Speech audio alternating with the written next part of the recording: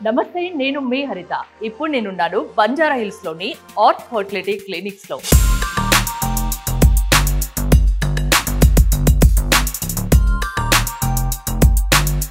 IVF and fertility care లో number 1 గా దూసుకుపోతుంది art fertility clinics. World wide గా అండ్ మెయిన్ మెట్రో సిటీస్ లో మన తెలుగు స్టేట్స్ విషయానికి వస్తే జూబ్లీ హిల్స్, బంజారా హిల్స్ లో ఆర్ట్ ఫర్టిలిటీ క్లినిక్స్ ఉన్నాయి. Technology, transparency, treatment, art fertility ప్రత్యేకతలు.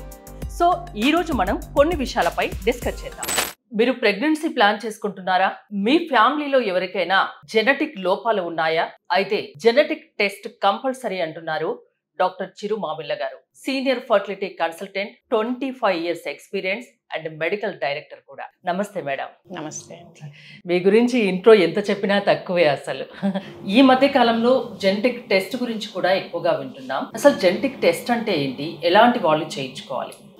జెనెటిక్ టెస్ట్ అంటే మామూలుగా మనం ఎవరిలో అయినా, ఏ లివింగ్ ఆర్గనిజంలో అయినా కానీ క్రోమోజోమ్స్ అనేవి ఉంటాయి. అలానే హ్యూమన్ బీయింగ్స్ మనకు కూడా, మనుషుల్లో కూడా ఉంటాయి అన్నమాట. 23 పేర్స్ అని వినుంటారు కదా. సో ఆడవాళ్ళకైతే XX, మగ వాళ్ళకైతే XY క్రోమోజోమ్స్ ఉంటాయి. సో ఈ క్రోమోజోమ్స్ నెంబర్స్ తేడాలు వస్తే బేబీస్లో జెనెటిక్ లోపాలు వస్తాయి అన్నమాట.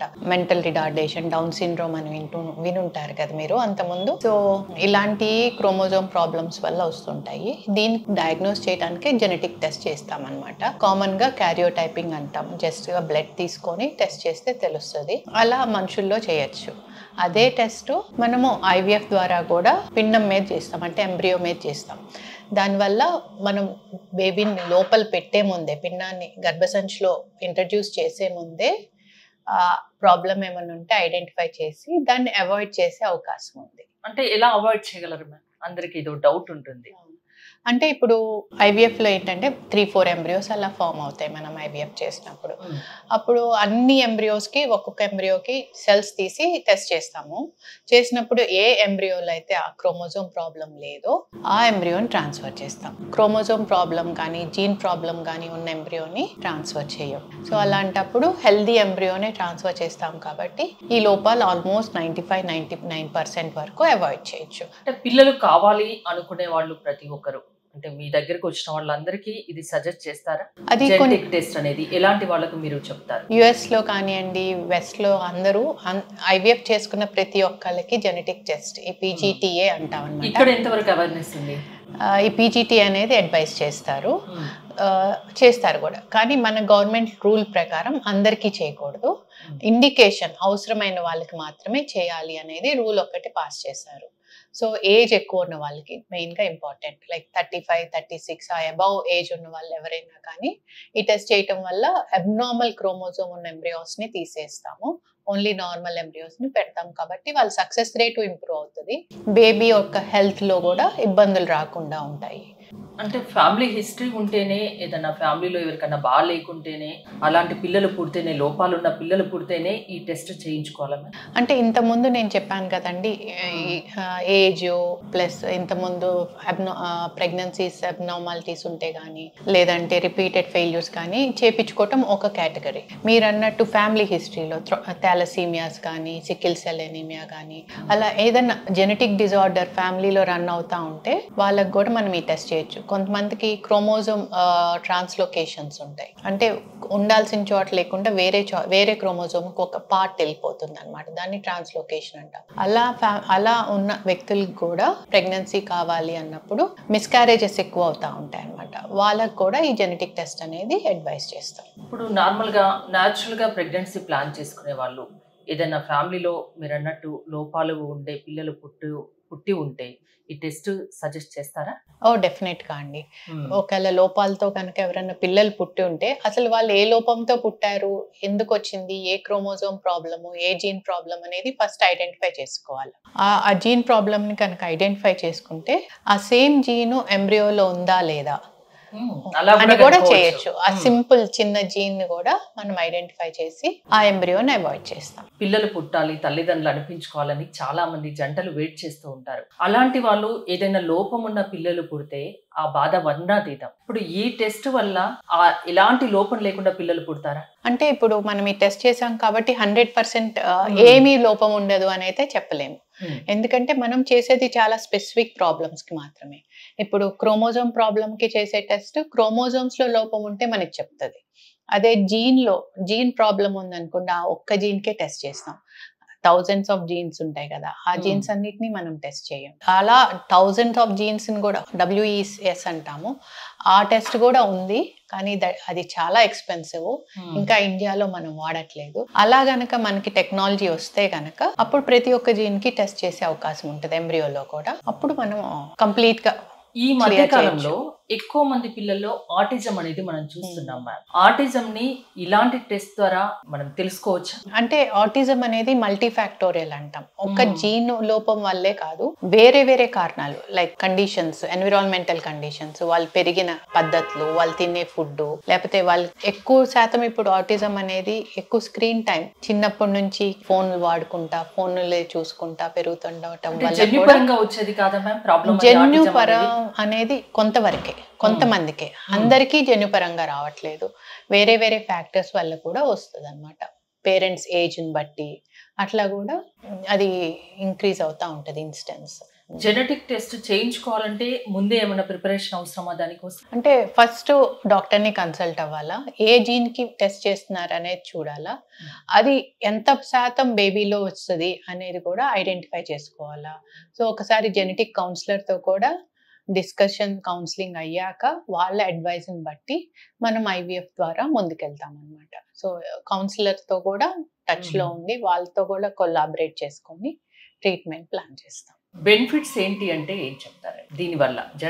జెనెటిక్ టెస్ట్ అంటే ఇప్పుడు క్రోమోజోమ్ టెస్ట్ చేస్తున్నాం అనుకోండి, ఏజ్ ఎక్కువ ఉన్న వాళ్ళకి, బేబీకి క్రోమోజోమ్ లోపాలు లేకుండా మనం అవాయిడ్ చేయాలి. అంటే ఇప్పుడు ఏజ్ పెరిగే కొద్దీ ఇప్పుడు ఆల్మోస్ట్ 40 years వాళ్ళకి ప్రెగ్నెన్సీ వస్తే చాలా హ్యాపీ ఫీల్ అవుతాం, కానీ వాళ్ళకి 50% రిస్క్ ఆఫ్ మిస్క్యారేజ్ ఉంటుంది. అలా ఉన్నప్పుడు ఏమంటే ఈ క్రోమోజోమ్ టెస్ట్ చేసి హెల్దీ క్రోమోజోమ్తో బేబీని పెడితే ఆ 50% దల్లా 5%, 10%కి వచ్చేస్తుంది మిస్క్యారేజ్ రేట్. సో అలా మనము లైవ్ బేబీని, బర్త్ ని ఇంక్రీజ్ చేయగలుగుతాము. ప్లస్ ప్రెగ్నెన్సీ ఛాన్సెస్ IVF లో ఇంక్రీజ్ చేయగలుగుతాము. నెగిటివ్ సైకిల్స్ ని తగ్గిస్తాము. సో డిసప్పాయింట్మెంట్ ని తగ్గించవచ్చు అనమాట. అలానే ఫ్యామిలీలో జీన్ లోపాలు ఉన్నాయి, వాళ్ళకి పాపం చాలా ఇబ్బంది పడుతున్నారు, ఎస్పెషలీ థాలసీమియా అలాంటి జబ్బుల్లో ఉన్న వాళ్ళ ఫ్యామిలీస్ లో అయితే చాలా చాలా స్ట్రగుల్ అవుతా ఉంటారనమాట. రిపీటెడ్ బ్లడ్ ట్రాన్స్ఫ్యూషన్స్ ఇవన్నీ. సో అలాంటివన్నీ అవాయిడ్ చేసి హెల్దీ బేబీని ఇవ్వగలగచ్చు అనమాట ఈ టెక్నాలజీతో. స్ట్రైట్ ఫార్వర్డ్ గా ఉంటాయమ్మా జెనెటిక్ టెస్ట్లన్నీ? చాలా స్ట్రైట్ ఫార్వర్డ్ గా ఉంటాయండి, ఇబ్బంది ఏం లేదు. ఓన్లీ థింగ్ ఏంటంటే వాళ్ళు IVF చేయించుకోవాలి న్యాచురల్ గా. అంటే బేబీ ప్రెగ్నెన్సీ ఫామ్ అయ్యి 20 weeks కో 18 weeks కో అట్లా ఐడెంటిఫై చేయడానికి అవకాశం ఉంది. ప్రెగ్నెన్సీ ఫామ్ అవ్వక ముందే జెనెటిక్ టెస్ట్ చేస్తాం కాబట్టి, ప్రాబ్లం ఉంటే అవాయిడ్ చేస్తాం కాబట్టి మదర్ కి కూడా సైకలాజికల్ ఇంపాక్ట్. IVF వల్ల ఇది ఒక లాభం కదా మ్యామ్, చాలా జెనెటిక్ లోపాలని అరికట్టవచ్చు, మంచి హెల్దీ బేబీ పుట్టే అవకాశం ఉంటుంది. నార్మల్ ప్రెగ్నెన్సీలో అయితే ఈ అవకాశం ఉండదు కదా. నార్మల్ ప్రెగ్నెన్సీలో ఉండదు. ప్లస్ ఏంటంటే ప్రెగ్నెన్సీ వచ్చి అంత అయ్యాక మళ్ళీ ప్రాబ్లం ఉందంటే టర్మినేట్ చేసేటప్పుడు సైకలాజికల్ గా ఫ్యామిలీ మొత్తం ఇంపాక్ట్ అవుతారు. సో అలాంటి సైకలాజికల్ ప్రాబ్లమ్స్ ని అవాయిడ్ చేయొచ్చు అనమాట. స్ట్రెస్. ఈ వీడియో చాలా మంది చూస్తుంటారు, ఈ వీడియో ద్వారా మీరు ఏం చెప్తారు? ఎలాంటి వాళ్ళకి మీరు ఈ జెనెటిక్ టెస్ట్ అనేది సజెస్ట్ చేస్తారు? ఎలాంటి వాళ్ళు మీ దగ్గరికి రావచ్చు? ఏజ్ ఎక్కువ ఉండి ప్రెగ్నెన్సీ కావాలనుకునే వాళ్ళు, అంత ముందు చాలా సార్లు ట్రై చేశారు, సక్సెస్ అవ్వలేదు, స్టిల్ ఓన్ ఎగ్ స్పర్మ్ తో ప్రెగ్నెన్సీ కావాలనుకునే వాళ్ళు, లేదా రికరెంట్ మిస్క్యారేజెస్ అవుతున్నాయి చాలా సార్లు, ఒక్కొక్కళ్ళకి మీరు నమ్మరు 7-8 సార్లు మిస్క్యారేజెస్ అయిన వాళ్ళు కూడా ఉంటారు. సో అలాంటి వాళ్ళకి, లేదంటే ఫ్యామిలీలో జెనెటిక్ ప్రాబ్లమ్స్ ఉన్న వాళ్ళు, థాలసీమియా, సికిల్ సెల్ ఎనీమియా, లేకపోతే స్పైనల్ మస్కులర్ డిస్ట్రోఫీ, ఏదైనా జీన్ ప్రాబ్లం ఉంటే కనుక ఒకసారి కన్సల్ట్ అయితే వాళ్ళ జీన్ ప్రాబ్లం ఏంటి అదే ఐడెంటిఫై చేసి వాళ్ళకి ఆ ప్రాబ్లం లేకుండా ఉండే బేబీని ఇచ్చే అవకాశం ఉంటుంది. ఆర్ట్ ఫర్టిలిటీ గురించి అందరికీ తెలిసింది, అంటే వరల్డ్ వైడ్ గా క్లినిక్స్లు ఉన్నాయి, మెట్రో సిటీస్లో ఉన్నాయి. మన తెలుగు స్టేట్స్ విషయానికి వస్తే జూబ్లీ హిల్స్, బంజారా హిల్స్లో ఉన్నాయి. ట్రాన్స్పరెన్సీ, అడ్వాన్స్డ్ టెక్నాలజీ అంటారు. అంటే ట్రాన్స్పరెన్సీ గురించి చెప్పండి. అడ్వాన్స్డ్ టెక్నాలజీ అంటే ఎలాంటి టెక్నాలజీ వాడుతున్నారు, ఎందుకు సక్సెస్ రేట్ ఎక్కువ ఉంది అంటే ఏం చెప్తారు? ట్రాన్స్పరెన్సీ అంటే ఉన్నది ఉన్నట్టు చెప్పడమే కదండి. సో వాళ్ళకి ఏం ప్రాబ్లం ఉంది అనేది ముందు చెప్పటం, తర్వాత వాళ్ళకి ప్రతి ఒక్కళ్ళు ఫర్టిలిటీ క్లినిక్ వస్తే సక్సెస్ అవ్వాలి, ఒక బేబీని ఎత్తుకొని వెళ్ళాలి అని అనుకుంటారు. ఆశతోనే వస్తారు. ట్రీట్మెంట్ స్టార్ట్ చేసినప్పుడు ఇంకా రిజల్ట్ 100% అనుకుంటారు, కానీ ఫ్యాక్ట్ ఏంటంటే అది కరెక్ట్ కాదు. సో రిజల్ట్ వాళ్ళ సిచ్యువేషన్ బట్టి, ఏజ్ని బట్టి, వాళ్ళ ఎగ్ నెంబర్స్ని బట్టి, స్పర్మ్ క్వాలిటీని బట్టి ఉంటుంది. సో అదంతా అసెస్ చేసి వాళ్ళకి డైరెక్ట్గా కరెక్ట్ ఫ్యాక్ట్స్ చెప్పటం. సపోజ్ ఒక 45-year-old వచ్చారు, మాకు ప్రెగ్నెన్సీ కావాలంటారు అనుకోండి, అలాంటప్పుడు మనము ఓకే చేసేస్తాము అయిపోతుంది అని చెప్పామనుకోండి, వాళ్ళు చాలా హోప్ఫుల్ గా ట్రీట్మెంట్ స్టార్ట్ చేస్తారు, కానీ రిజల్ట్ అలా కాదు, 1% ఛాన్స్ ఉంటుంది. సో అలాంటిది డైరెక్ట్ గా వాళ్ళకి ఫేస్ టు ఫేస్ చెప్పేయటం, ఆల్టర్నేటివ్స్ ఏంటి అనేది సజెస్ట్ చేయటం, ప్లస్ దాన్నే ట్రాన్స్పరెన్సీ అంటాము. ప్లస్ ల్యాబ్ లోకి వెళ్తే వాళ్ళ ఎగ్, వాళ్ళ స్పర్మ్ వాడుకొని వాళ్ళ ఎంబ్రియో ఇవ్వటం. చాలా మందికి ఈ అపోహ ఉంటది, మాది ఉంటదా లేదా వేరే వాళ్ళది యూస్ చేస్తారేమో. అలాంటిది అయితే డెఫినెట్ గా ఉండదు. దాన్ని అవాయిడ్ చేయడానికి దాంట్లో మీరు గ్యారంటీ ఇవ్వగలరా? 200% ఇవ్వచ్చు, దాంట్లో అయితే అది డౌట్ లేదు. ప్లస్ టెక్నాలజీకి వచ్చేసరికి ఏంటంటే బెస్ట్ ఇన్ ద వరల్డ్ అని చెప్పచ్చు. ఇంకోటి IVF లో ఏ టెక్నాలజీ వచ్చింది అంటున్నారు, నిజమేనా? ఏ టెక్నాలజీ అనేది అన్ని రంగాల్లోనూ వచ్చింది, IVF లో కూడా బాగా వాడుతున్నాము. ఏ యుగం నడుస్తుందని చెప్పొచ్చు. డెఫినెట్ గా. సో అన్ని రంగాల్లో వచ్చింది, ఇక్కడ కూడా వాడుతున్నాము. ప్రతి ఒక్క స్టెప్ లోనూ ఇప్పుడు ఏ యూజ్ చేస్తే వల్ల ఇంకా సక్సెస్ రేట్ ఎక్కువ ఉంటుందా అంటే ఇంకా అది మనం ముందుకెళ్ళి చూడాలా. కానీ హోప్ ఏంటంటే డెఫినెట్ గా ఇది హెల్ప్ చేస్తుంది. ఇప్పుడు మనం ఏ ప్రోటోకాల్ వాడాలా, ఎంత డోస్ వాడాలా, ఎంత డోస్ వాడితే ఎన్ని ఎగ్స్ వస్తాయి, ఎవరికి తక్కువ ఎగ్స్ వస్తాయి, వాళ్ళకి ఎలా డిఫరెంట్ గా మేనేజ్ చేయాలి అనేది కూడా ఏ ద్వారా వస్తుంది అనేది ప్రస్తుతంలో యూజ్ చేస్తున్న టెక్నాలజీ అన్నమాట. అలానే ఎంబ్రియో ట్రాన్స్ఫర్ ఉంటుంది, ఒక 10 ఎంబ్రియోస్ ఉంటాయి. ఏ ఎంబ్రియో మనం ట్రాన్స్ఫర్ చేస్తే మనకి బెస్ట్ సక్సెస్ రేట్ వస్తుంది. ఇప్పుడు వరకు ఏంటంటే గ్రేడింగ్ సిస్టమ్ యూజ్ చేస్తాం, మన ఐస్ తో హ్యూమన్ ఐస్ తో చెక్ చేసి ఓకే ఈ ఎంబ్రియో వేస్తే బాగుంటది అని అనుకుంటాం. కానీ ఏకి ఉన్న నాలెడ్జ్ ప్రకారం మనం ఫీడ్ చేసిందే, దానికేమి దానంతట అది లేదు కదా. సో మనం ఫీడ్ చేసిన నాలెడ్జ్ ప్రకారం అది అసెస్ చేస్తుంది అనమాట, ఏ ఎంబ్రియో ట్రాన్స్ఫర్ చేస్తే బాగుంటది అని. సో అది పెడితే మనకి మాక్సిమం సక్సెస్ రేట్ రావడానికి హెల్ప్ చేస్తూ ఉంటుంది. సో స్పర్మ్ అనాలిసిస్ లో కూడా హెల్ప్ చేస్తుంది. అలా ప్రతి ఒక్క స్టెప్ లోనూ దాని యొక్క ఇంప్రింట్ ఉంది. సో ఇంకా ఎక్కువగా వాడి చూడాలి అది ఎంతవరకు మనకి డెఫినెట్ గా హెల్ప్ చేస్తుంది అనేది. ఎలాంటి వాళ్ళు, పిల్లలు లేని వాళ్ళు, ఎలాంటి వాళ్ళు మీ దగ్గరికి రావచ్చు? అండ్ జెనెటిక్ టెస్ట్ గురించి ఫైనల్ గా ఏం చెప్తారు? ఎవరైనా పేరెంట్స్ అవ్వాలి అని ప్లాన్ చేసే వాళ్ళు కానివ్వండి, లేదా ప్లాన్ చేద్దాము పోస్ట్పోన్ చేసుకుంటాం ప్రస్తుతానికి అనుకునే వాళ్ళు కూడా, వాళ్ళకి సిచ్యువేషన్ అంతా బాగానే ఉందా, పోస్ట్పోన్ చేస్తే ఓకేనా అనేది కూడా డిసైడ్ చేసుకోవటానికి కూడా మమ్మల్ని కన్సల్ట్ అవ్వచ్చు. అంటే పిల్లలు పుట్టరు, మాకు ఇక పిల్లల భాగ్యం లేదు అనుకునేటట్టు లేదు మేడం కదా. టెక్నాలజీ మారుతుంది, ఏదో ఒక అవకాశం ఉంటుంది పిల్లలు కలగడానికి. చాలా ఆప్షన్స్ ఉన్నాయి కదా ట్రీట్మెంట్స్. చాలా ఆప్షన్స్ ఉన్నాయి, కాకపోతే ఏంటంటే యూజ్ చేసుకోవాలా. ప్లస్ ఏంటంటే డిసప్పాయింట్ అవ్వకూడదు. ఇదేంటి 100% సక్సెస్ రేట్ ఉన్న ట్రీట్మెంట్ కాదు. సో కంటిన్యూ చేయటమే మోస్ట్ ఇంపార్టెంట్ థింగ్. కంటిన్యూ చేస్తే లేని వాళ్ళు బాధపడద్దు. అండ్ జెనెటిక్ టెస్ట్ ఈ రోజు మనం మాట్లాడుకున్నాం, అది ఫ్యామిలీలో ఏదైనా హిస్టరీ ఉన్నా ఏదైనా ఉంటే ముందుగా ఈ టెస్ట్ చేయడం వల్ల హెల్దీ బేబీస్ పుట్టే అవకాశం ఉంటుంది. Thank you ma'am, thank you so much. మీరు ఆర్ట్ ఫర్టిలిటీ క్లినిక్లో ట్రీట్మెంట్స్ చేయించుకోవాలి, పిల్లలు లేరు అనుకునే వాళ్ళు అస్సలు బాధపడకండి. ఇక్కడ ట్రీట్మెంట్ చేయించుకోవాలి అనుకుంటే స్క్రీన్ పై స్క్రోల్ అవుతున్న నెంబర్స్ కాల్ చేసి కాంటాక్ట్ అవ్వండి. చూస్తూనే ఉండండి సుమన్ టీవీ. ప్రజెంట్ నేను art fertility clinics Banjara Hills లో ఉన్నాను. నా పక్క వాళ్ళు అంటే ఈ జంట సిద్దిపేట నుండి వచ్చారు. మ్యారేజ్ అయ్యి 6 years అవుతుంది. ఆర్ట్ ఫర్టిలిటీ క్లినిక్స్ లో ట్రీట్మెంట్ చేయించుకున్న 1 monthకే తను శిరీష గారు కన్సీవ్ అయ్యారు. వాళ్ళ మాటల్లోనే పూర్తిగా తెలుసుకుందాం. నమస్తే, మీ పేరండి? ఏం చేస్తూ ఉంటారు?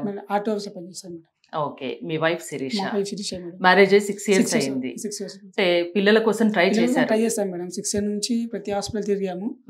సో దీన్ని తెలుసుకున్న తర్వాత ఇక్కడికి వచ్చాము. మేడం గారు చెప్పారు ట్రై చేద్దాం అని చెప్పారు. 1 month లోనే రిజల్ట్ డాక్టర్ లక్ష్మి గారు చెప్పారు. చెప్పినట్టుగానే 1 month లోనే కన్సీవ్ అయ్యారు. 1 month లోనే మేడం. 20 days లోనే ఓన్లీ.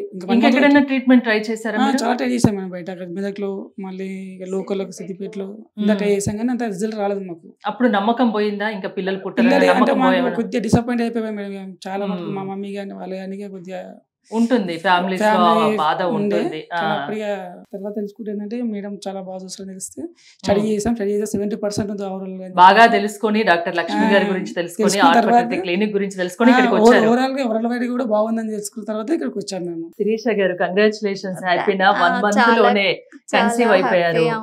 మేడం పక్కన ఉన్నారు, థ్యాంక్స్ చెప్తారా లేదా మరి లక్ష్మి మేడంకి? ఏం చెప్తారు? థ్యాంక్స్ చెప్తాను. థ్యాంక్స్ చెప్తారా? మోహన్ చూస్తూ చెప్పొచ్చు. Thanks madam. చాలా ఆనందంగా ఉన్నారు లక్ష్మి గారు, నిజంగా. ఇలాంటి వాళ్ళు ఎందరినో మీరు పేరెంట్స్ గా మార్చుంటారు కదా, వేలల్లో ఉంటారు కదా, వీళ్ళ హ్యాపీనెస్ చూస్తే మీకు ఏమనిపిస్తుంది? చాలా ఫుల్ఫిల్లింగ్ అనిపిస్తుంది అండి. కాకపోతే ఎవ్రీ కేసు ఛాలెంజ్.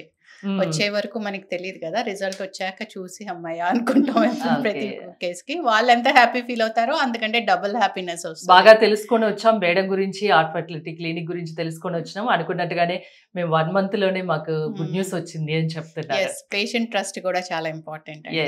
ట్రస్ట్ ఎంత బాగా ఎక్కువ ఉన్న వాళ్ళకి అంత తొందరగా రిజల్ట్ వస్తుంది. ఏం చెప్తారు శిరీష గారు, మీలాగా పిల్లలు లేని వాళ్ళకి ఏం చెప్తారు? ఈ హాస్పిటల్ కి రావాలి అని చెప్తాము, చూయించుకోండి, ఆర్ట్ ఫర్టిలిటీ క్లినిక్ రమ్మని చెప్తాం. ఎందుకంటే మీలాగా పిల్లలు లేని వాళ్ళు బాధపడద్దు, మీలాగా సంతోషంగా ఉండాలి అని చెప్తాం. Okay, thank you ma'am.